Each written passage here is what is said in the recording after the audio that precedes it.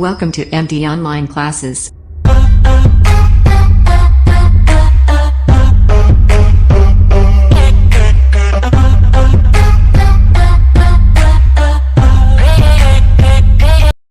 बच्चों, जैसा कि आप जानते हैं कि अप्रैल माह में ही नया सत्र शुरू हो जाता है, लेकिन कोरोना वायरस की वजह से इस साल जो है कोर्स पीछे हो गया है। तो मैं Ramesh Kushwaha MD intermediate college से फिजिक्स पढ़ाता हूं। फिजिक्स के पहले चैप्टर को, जो चैप्टर है वैद्युत आवेश, वैद्युत आवेश तथा कूलाम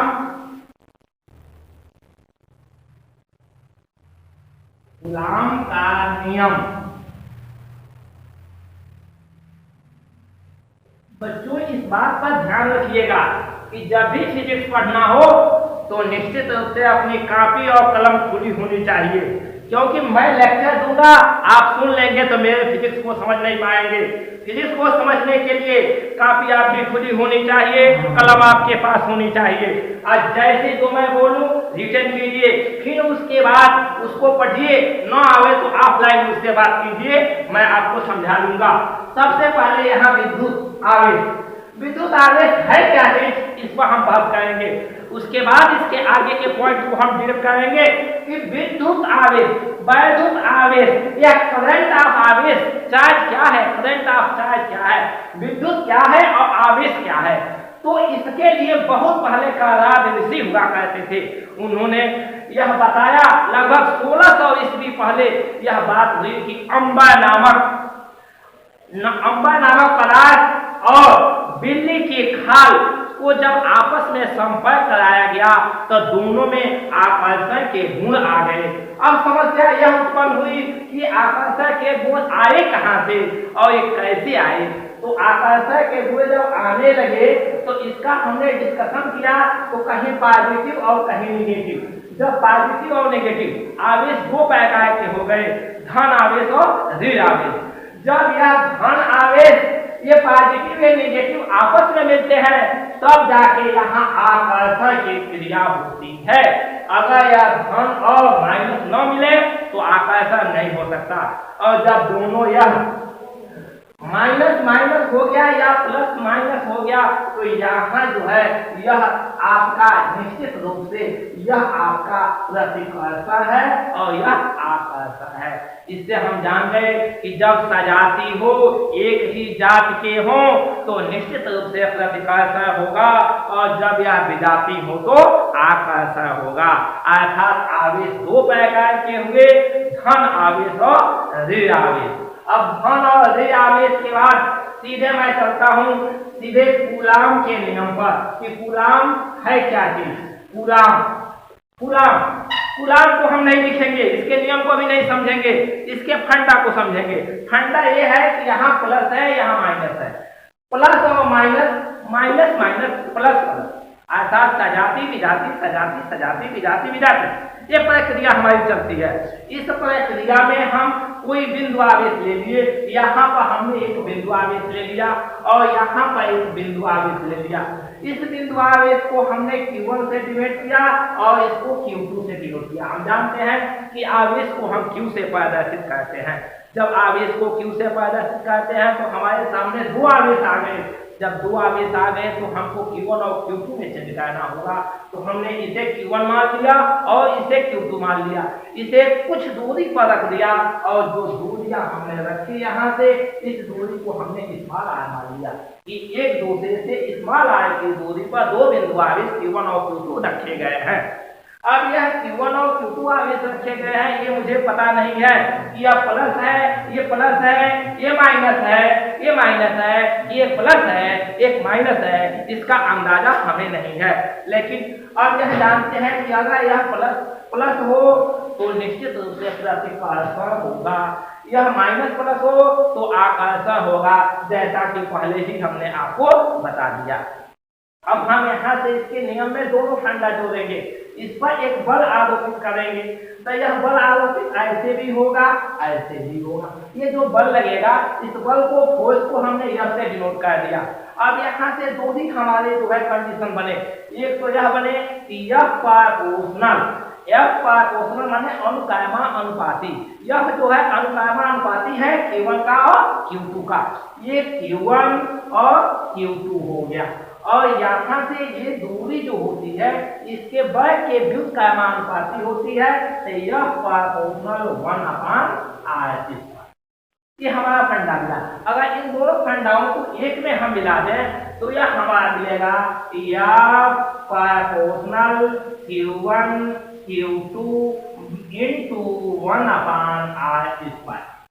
अगर इसका एक से इसमें डिवाइड कर दिया जाए, भाग दे दिया जाए, तो बच्चों इसके मान में कोई अंतर नहीं पड़ेगा। और यहाँ जब चिन्ह गोले का है तो अंश का गुणा अंश में और हर का गुणा हर में होगा, तो यह जाएगा तो यह प्रोपोर्शनल Q1 Q2 बटा r²।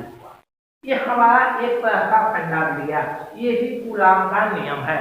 अब इस प्रोपोर्शनल को हटा के हम कोई कांस्टेंट का प्रयोग कर सकते हैं, जनरली हम k का प्रयोग करते हैं। हमने मान लिया कि यदि हमारा कांस्टेंट पद k है तो यह equal to k Q1 Q2 बटा r²। यह ध्यान रहे कि यह k जो है, k जहां k एक नियतांक है, यह के एक नियतांक है। अब इसकी परिभाषा देने में आपको कहीं से कोई दिक्कत आएगी? नहीं आएगी। इसकी परिभाषा देना हो तो सीधे कहिए कि दो बिंदु आवेशों के बीच लगने वाला आकर्षण बल या प्रतिकर्षण बल उनके आवेशों के गुणनफल के अनुकर्मा अनुपाती तथा उनके बीच की दूरी के वर्ग के व्युत्क्रमा अनुपाती होती है। इसे कूलाम का नियम कहते हैं। बच्चों अब अपनी कॉपी खोल करके कूलाम के नियम की परिभाषा लिख लो, क्योंकि ये परिभाषा कल भूल भी सकती है। रिटर्न रहेगा, पन्ना पलट दोगे, तुरंत 1 मिनट में आपकी परिभाषा आपके सामने होगी। तो एक बार मैं पुनः इस परिभाषा को बता रहा हूं, आप इसे जो है कॉपी में रिटर्न कीजिए। मैं बहुत ही धीमी गति से इस परिभाषा को दे रहा हूं। दो बिंदु आवेशों के बीच लगने वाला आकर्षण बल या प्रतिकर्षण बल उनके आवेशों के गुणनफल के अनुकर्मा अनुपाती तथा उनके बीच की दूरी के वर्ग के व्युत्क्रमा अनुपाती होता है। इसे कूलाम का नियम कहते हैं। अर्थात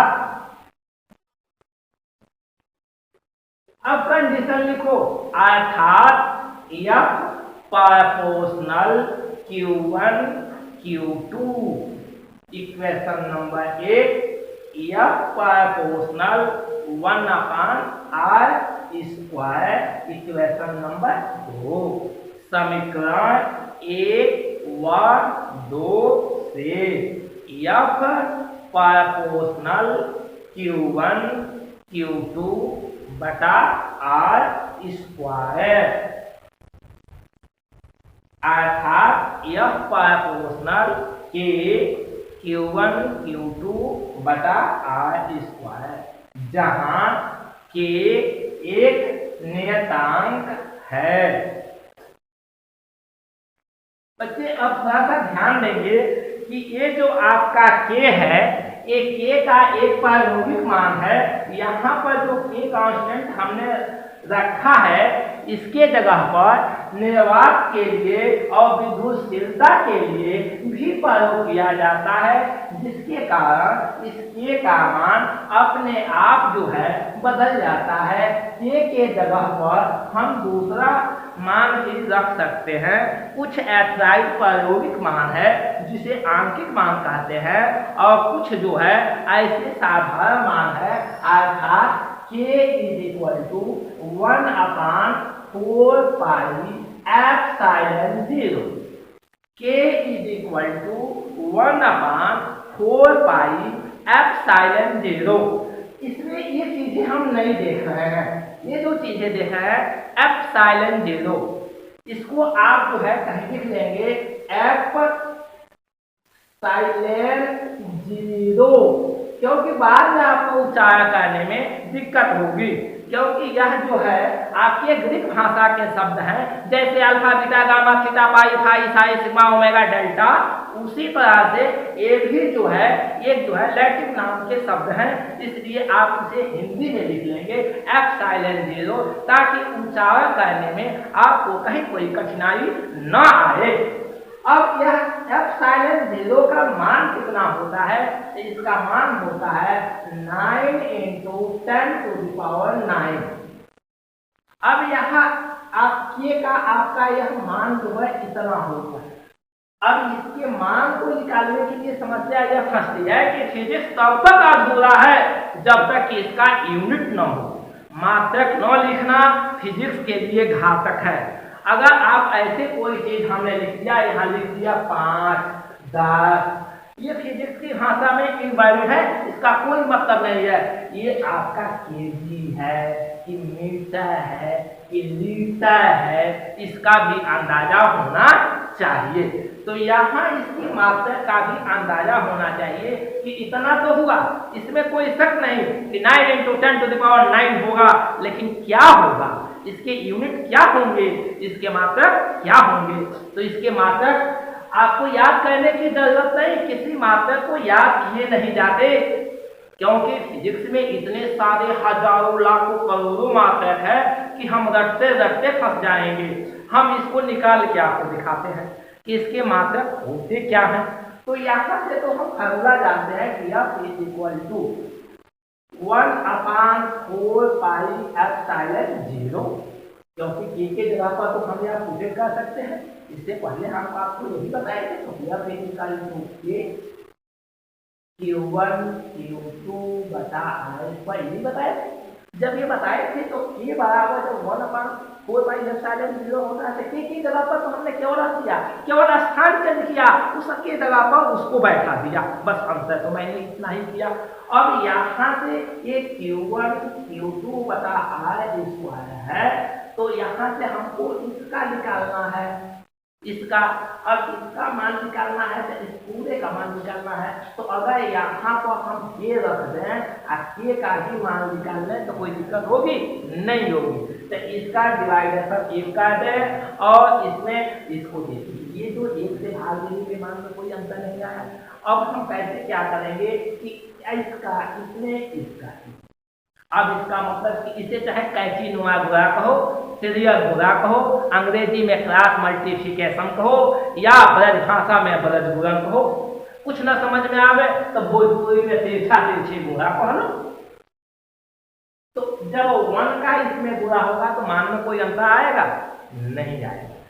और इसमें जब गुणा होगा तो यह आपका क्या हो गया, k Q1 Q2 is equal to F into R square.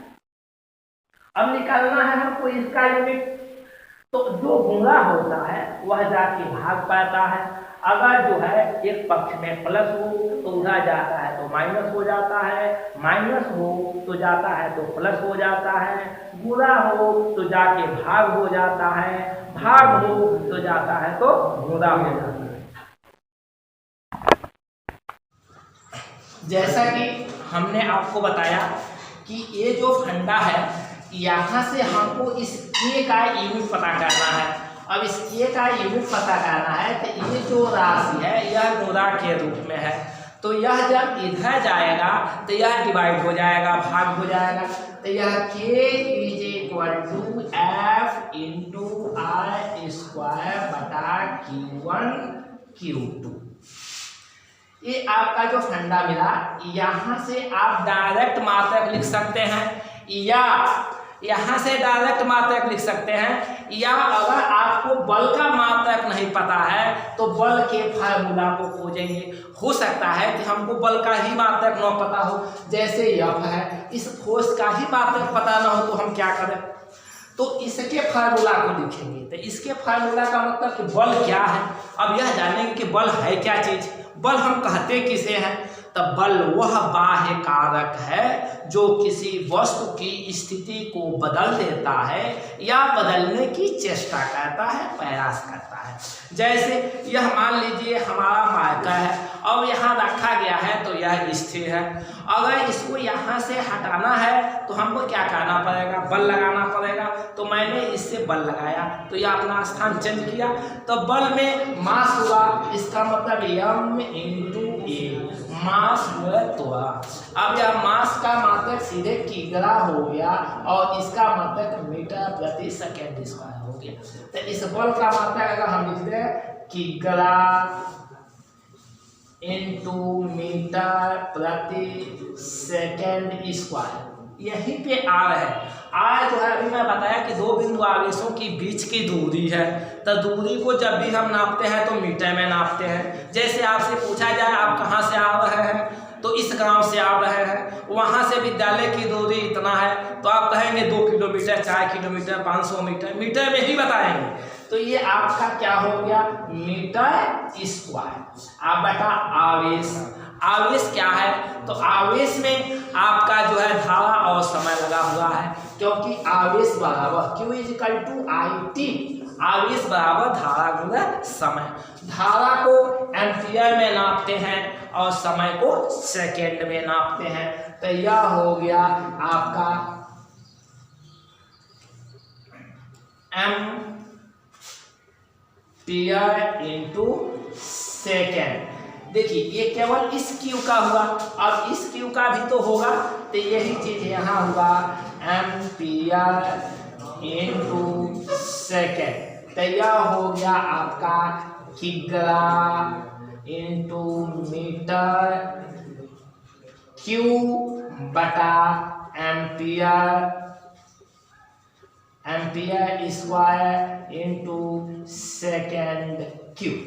अब इसको चेंज कर देंगे तो यह हो गया किग्रा × मीटर Q प्रति ampere, ampere square × second Q। ये आपका मात्रक हुआ K का। तो यही हम यहाँ जो है मात्रक लिख सकते हैं कि kg मीटर Q प्रति एम्पियर स्क्वायर सेकेंड Q। ये हमारा इसका मात्रक हो गया, यही इसका मान हो गया। अब आइए बीमा क्या होती है, इसकी बीमा क्या है, इसकी बीमा को कैसे हम नापते हैं, इसकी बीमा क्या होती है। तो बीमा के लिए आप जो है जो आप मात्रक निकाले हुए हैं मूल मात्रक, उसी मूल मात्रकों को चेंज कर देंगे, बीमा हमारा बन जाएगा।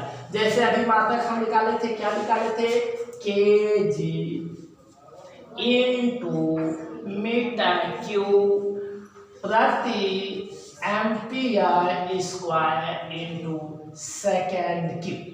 अगर यहाँ से हम बनाना चाहें तो kg का m हो गया और मीटर kg का m हो गया, मीटर का LQ हो गया, और ये है तो एम्पियर का A ही होता है, लेकिन प्रति है तो माइनस हो गया, समय का T होता है तो -3 हो गया, यही हो गया इसका बीमा। कहीं आपको दिक्कत नहीं हुई बीमा निकालने में, लेकिन जब तक मूल मात्रक नहीं लिख लेंगे आप बीमा नहीं निकाल सकते हैं। अब इसके आंकिक मान को मैं बताऊं कि इसमें जो हमारा फंडा आया था सूत्र में, उसका कोई सवाल लगाना हो तो आंकिक मान का भी प्रयोग किया जाता है। जैसे हमने फार्मूला आपको गुलाम का निकाल दिया कि F = 1/4 पाई ε0 Q1 Q2 बटा R²। इसमें से इसका आंकिक मान कितना है, पूरे का मान तो हमको पता है कि 1/4 पाई ε0 का मान 9 × 10⁻⁹, लेकिन ε0 का मान क्या है, एप्सिलॉन 0 का मान हम निकालें। एप्सिलॉन 0 है क्या? निर्वात की विद्युतशीलता। निर्वात की विद्युतशीलता है, इसका मान हम कैसे निकालें? तो हम इसका मान निकाले तो इसका बताइए करके, इसका इसमें, इसका इसमें, तो यह आपका हो गया 4 pi epsilon 0 × 9 × 10⁻9 is equal to 1। अब epsilon 0 is equal to 1/4 pi × 9 × 10⁻9। अब इस भाग को हम कैसे देंगे यह ध्यान रहे। तो यह आपका एप्सिलॉन 0 बराबर एक हाथ ऊपर गया तो यह हो गया 10⁻⁹। 4 का मान 4 ही रहा, पाई का मान आप 3.14 रख सकते हैं, 22/7 रख सकते हैं। 180 अंश भी होता है, लेकिन यहाँ ट्रिग्नोमेट्री फंक्शन नहीं है, इसलिए भूल के भी 180 अंश नहीं रखेंगे, 22/7 रखेंगे या 3.14 रखेंगे। हमने यहाँ रख दिया 3.14 × 9 × 9। अब देखिए इसका इसमें गुणा कर लीजिए, फिर इसका इसमें गुणा कर लीजिए, तो एप्सिलॉन 0 बराबर 10⁻9 4 चौक को 16 के 6, 4 कन्ने 4 1 5, 4 तिहाई 12, 2 12.56 × 9। अब यहाँ से एप्सिलॉन 0 इज इक्वल टू 10⁻⁹ बटा, अब 9 × 54 के 4 और 9 × 45 और 5 50 के 0 और 9 दूनी 18 5 23 के 3, हाथ में आ गया 2, 9 दूनी 18 2 20, तो 9 एक करने 9, देखो एक बार 9 × 54 के 4, 9 × 45 5 50 के 0, हाथ में आ गया 5, 9 दूनी 18 18 5 23 के 3, हाथ में आ गया 2, 9 एक करने 9 2 11, इतना हो गया। अब यहाँ हम जो है 2 अंक बाद दशमलव लगा दी। अब भाग देना मुश्किल है तो पहले यहाँ 2 अंक को हटा दे, तो यह हो गया एप्सिलॉन 0 इज इक्वल टू 100 आगे 10⁻⁹, नीचे पूरा दशमलव हट गया 0 4। अब जो है यहाँ संख्या 1 2 3 4 5 है और ऊपर यही है, तो हम क्या करें, यहाँ कितना बना लें, तो यहाँ 1 2 3 4 5, तो 5 है, ऊपर 3 है, तो 3 0 और बढ़ा दें। एप्सिलॉन 0 इज इक्वल टू 2 0 पहले सा 1 2 3 और बढ़ा लिए, तो घात में 3 जोड़ दिए तो 9 3 12 हो गया। और बाकी आपका 11 3 4। इस भाग को देखो वैसे 8.85 ही आता है, लेकिन आप भाग देके देखें कि 11 3 0 4 भागे इतना।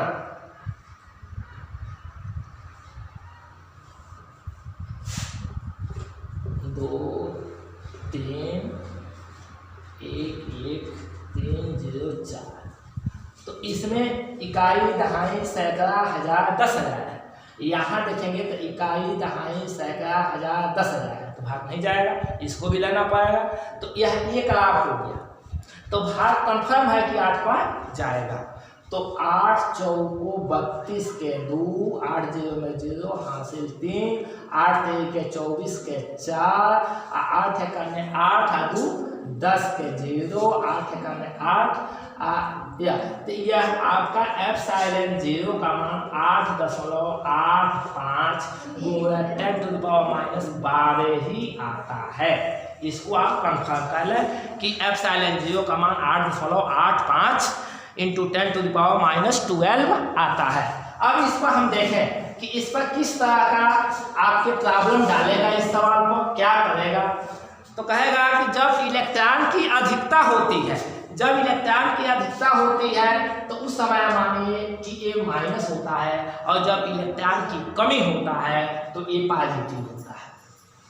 तो सवाल आपका कैसे बनाएगा, कहेगा कि दो बिंदु आवेश क्रमशः Q1 बराबर 1.6 10⁻⁻19, Q2 इज इक्वल टू 2.4 10⁻⁻19।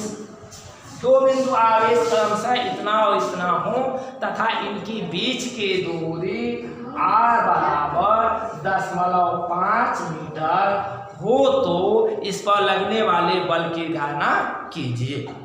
तो अब वही फार्मूला हम लगाएंगे कि F equal to 1/4 pi epsilon 0 Q1 Q2 बटा R²। यहाँ से मान रख देंगे तो F इक्वल टू 1.6 गुणा 10⁻⁻19 इंटू 1.6 गुणा 2.4 गुणा 10⁻⁻19 बटा यह R² आपका हो गया 0.5 का स्क्वायर।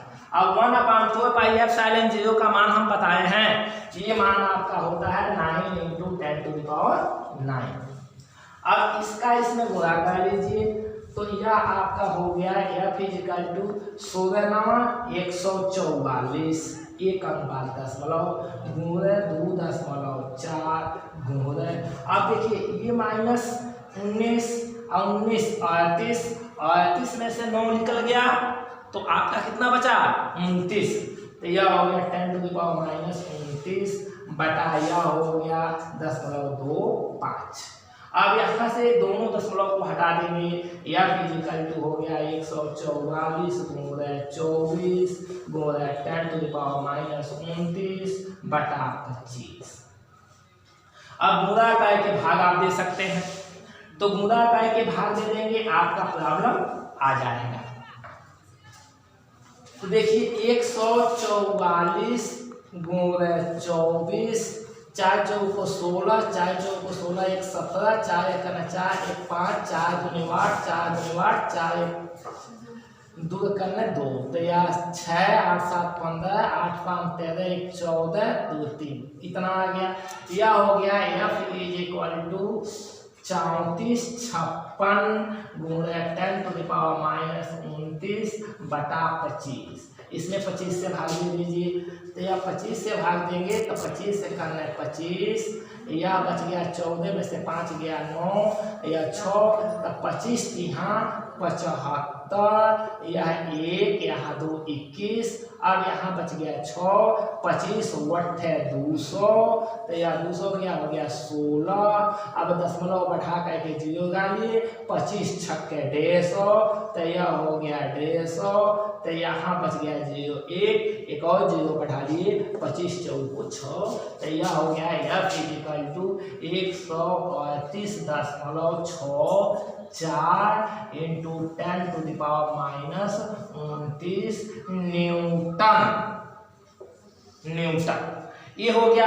अब इसको आप चाहें तो फिजिक्स की भाषा में इतना लिख देते हैं तो सही तो है, लेकिन सही हम लोग नहीं मानते। हम लोग समझते हैं आप बहुत कमजोर हैं, इसलिए इसके दशमलव एक ही अंक बाएं एक अक्षर होनी चाहिए, तो इसे चेंज कर देंगे। F इक्वल टू 1.386 गुणे 10⁻, 2 अंक हटाए हैं तो इसमें से 2 कम हो जाएगा, ये हो जाएगा 10⁻27। अब लगभग मान लिखते हैं तो ये संख्या जो है आपकी क्या है 5 से बड़ी है, तो इसमें एक ऐड हो जाएगा F इक्वल टू 1.4 गुणे 10⁻⁻27 न्यूटन। यही आपका प्रॉब्लम, यही आपका हल होगा। कभी कभी इतना छोटा सवाल इसमें दे देता है कि समझ से परे हो जाता है। एकदम छोटा सवाल देगा लेकिन दिमाग में काम नहीं करेगा, कहेगा कि इतने इलेक्ट्रॉन की कमी है, अब उसमें आवेश बताइए, या इतना आवेश है इसमें इलेक्ट्रॉनों की संख्या बताइए। तो कहेगा कि मान लीजिए 5 कूलाम आवेश में इलेक्ट्रॉन की संख्या बताइए, 5 कूलाम आवेश में इलेक्ट्रॉन की संख्या बताइए। तो इस समय हम क्या कहते हैं, तो E का जो मान होता है इलेक्ट्रॉन का E equal to 1.6 into 10⁻⁻19 coulomb होता ही है, यह याद होना चाहिए। ये मान जो है फिक्सेस मान है, यह आपको याद नहीं होगा तो आप सवाल ऐसे सवालों को हल नहीं कर पाएंगे। सवाल देखने में छोटा होता है लेकिन ई का मान ज्ञात न होने के कारण बच्चे फंस जाते हैं, कहते हैं ये तो सवाल कभी बताइए नहीं किया गया। उनको पता होना चाहिए कि ये मान जो है आपका इतना होता है। जब यह मान आपको पता हो गया तो फट Q equal to 5 coulomb, E equal to 1.6 into 10⁻⁻19 coulomb, और तब n का मान इलेक्ट्रॉन की संख्या निकालना है, n बराबर क्वेश्चन मार्क, फार्मूला बन गया q equal to n, change कर दिए तो n इक्वल टू q बटा n, तो यह n इक्वल टू q 5 बटा यह हो गया 1.6 गुणा 10 टू द पावर माइनस 19, ये ऊपर चला गया तो n इक्वल टू 50 गुणा 10 टू द पावर 19 बटा 16, प्रॉब्लम आसान हो गया। अब n इक्वल टू 16 तो यहाँ 48, अब यहाँ इतना बचा तो 16 एकड़ में 16, अब 4 बचा तो फिर 16 दूनी 32 वो है 10 टू द पावर 19, इतने इलेक्ट्रॉन की इस पर पॉजिटिव है तो पॉजिटिव है तो कमी होगी, इतने इलेक्ट्रॉन की कमी होगी, प्रॉब्लम आपका सॉल्व। ऐसे कभी कभी ऐसा होता है कि ई का मान न दे करके समय का मान दे देता है, यह जो आपका ये न दिया हो गुलाम, यह दिया हो 4 सेकेंड में, 4 सेकेंड, तो अब 4 सेकेंड ये क्यू के जगह पर टी का मान दे दिया, अब हमारे लिए समस्या होगा। तो अब हम दोनों फार्मूला को कहेंगे, एक तो फार्मूला लगाएंगे q equal to I T, q equal to N E, तो जब इन दोनों का लेफ्ट हैंड साइड इक्वल है तो राइट हैंड साइड भी इक्वल होगा, तो अब यहाँ से हम कह सकते हैं आई टी बराबर एन ई, तो अब यहाँ से हमको आई का मान निकालना था, आई इक्वल टू एन ई बटा टी, तो अब यहाँ से आई का मान यहाँ निकालना है, तो यह आपका क्या होगा, यहाँ से आई इक्वल टू एन का मान 1 रखते हैं, ई का मान 1.6 into 10 to the power minus 19 रखते हैं, टी का मान 5 दिया गया है, तो यह हो गया आई इज इक्वल टू 16 गुणा 10 टू द पावर माइनस 10 अपान 5, अब यह हो गया आई इक्वल टू 5 तिहाई 15, एक बचा और फिर 10 दिए 5 दूनी 10 20, अब यहाँ धारा में कमी हो गई, अब धारा का मात्रक यहाँ से हम पता करेंगे तो यह एम्पियर होता है, एम्पियर हो गया। ऐसे प्रॉब्लम को आप लगाना पड़ेगा, आपको प्रॉब्लम को तोड़ना पड़ेगा। यदि माध्यम जो है निर्वात का न होकर परावैद्युतांक माध्यम हो, अगर परावैद्युतांक का मतलब क्या होता है कि वहाँ वायु न हो, उसके बीच में कांच डाल दिया गया हो या जल हो या कोई दूसरा हो, जैसे या 2 बिंदु आवेश आपको Q1 और Q2 मैंने बताया था, तो इसके बीच की दूरी, तो यहाँ जो है वायु था, अब यहाँ हमने एक कांच का गुटका रख दिया, तो कांच का गुटका रख दिया तो परावैद्युतांक हो गया, तो यहाँ परावैद्युतांक में यह आपका इसे एप्सिलॉन से प्रयोग करते हैं, तो यह फार्मूला आपका पहला F equal to 1/4 pi epsilon 0 Q1 Q2 बटा R स्क्वायर, इसके लिए हो गया F equal to 1/4 pi epsilon into Q1 Q2 बटा R स्क्वायर, दोनों समीकरण यह 1 हो गया, यह 2 हो गया, लिख देंगे समीकरण 1/2 से, समीकरण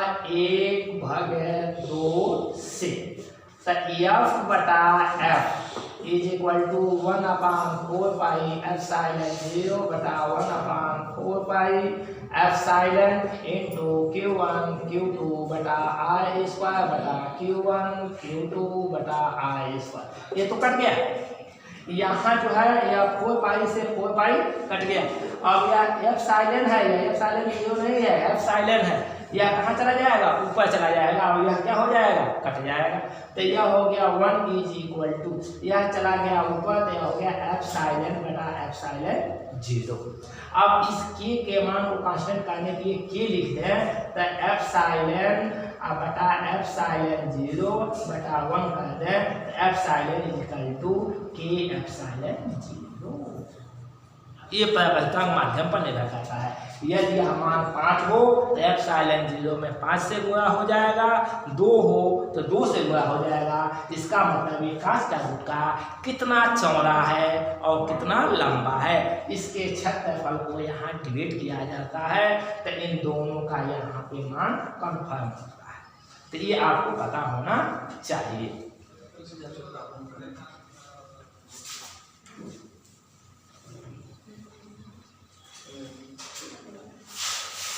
अब देखिए, अब इस पर कैसे प्रॉब्लम कहता है कि किसी का प्रावैधुतांक 81 है, प्रावैधुतांक 81 है, इसका मतलब प्रावैधुतांक का मतलब कि हमारा कितना हो गया 81। तो कहता है कि एप्सिलॉन का मान बताइए, एप्सिलॉन का मान बताइए। पहले ही मैं बताया कि इसे लिख के कीजिएगा, ये फिजिक्स है, बिना लिखे या सुन के आप नहीं कर पाएंगे। जब सुनेंगे तभी मैं आपको बताया था, यह मान निकाला था एप्सिलॉन 0 का मान कितना निकाला था 8.885 गुणा 10⁻⁻12। यह अभी यहाँ रखना पड़ेगा, इसलिए यह मान अगर कोई बच्चा नहीं लिखा है, इसको नहीं टच किया है, तो वह मान कहाँ से लिखेगा। तो यहाँ आपको यह एप्सिलॉन का मान निकालना है, तो के का मान आपको याद होना चाहिए कि के इज इक्वल टू 8.85 गुणा 10⁻⁻12, इतना उसे पता होना चाहिए। तो अब इस फार्मूला में अभी जो फार्मूला लिखा गया था कि एप्सिलॉन बराबर है के एप्सिलॉन 0, तो इसमें रख देंगे एप्सिलॉन बराबर 8.85 गुणा 10⁻⁻12 गुणा 81। आप केवल 81 का गुणा कर देंगे, प्रॉब्लम सॉल्व है। लेकिन जब तक ये मान आपने नहीं निकाला, हमने 2-3 मान बताया, एक बताया 1/4/एप्सिलॉन 9 × 10⁹ ई का मान बताया 1.6 × 10⁻⁻19, एप्सिलॉन 0 का मान बताया 8.85 गुणा 10⁻⁻12। ये मान तो आप अपने दिमाग में रख लीजिए, ये कांस्टेंट मान है, नियतांक मान है, प्रायोगिक मान है, प्रयोग द्वारा वैज्ञानिकों द्वारा लिखित मान है। ये मान आप नहीं याद रखेंगे तो शायद आप प्रॉब्लम सॉल्व नहीं कर पाएंगे। ये मान आपको याद होना चाहिए। अब इसमें इसका गुणा कर दीजिए, तो ये हो गया 8.85 गुणा 81 5 8 8 8 × 40 0 8 × 64 64 4 68 के 8, फिर 8 × 64 64 170 07 या 5 8 8 16 1 7। यह हो गया एप्सिलॉन बराबर 716 85 गुणा 10⁻⁻12 2 माइनस। अब इसे आंकिक मान में लिखने के लिए एप्सिलॉन 7.1685 गुणा 10⁻⁻10, तैयार छोड़ देंगे 7.2 गुणा 10⁻⁻10। ये आपका मान है, प्रॉब्लम आपका हल। तो ऐसे ही आपको प्रॉब्लम मिलेंगे, और जब आप फार्मूलाओं को अच्छी तरह से समझेंगे, उनके आंकिक मानों को जानेंगे, तो कहीं कोई समस्या आपको नहीं आएगा। आज के लिए बस इतना काफ़ी है। फिर अगले दिन आपको अक्षी और निरक्षी बताई जाएगी कि किस स्थिति में यह पहुँचेगा।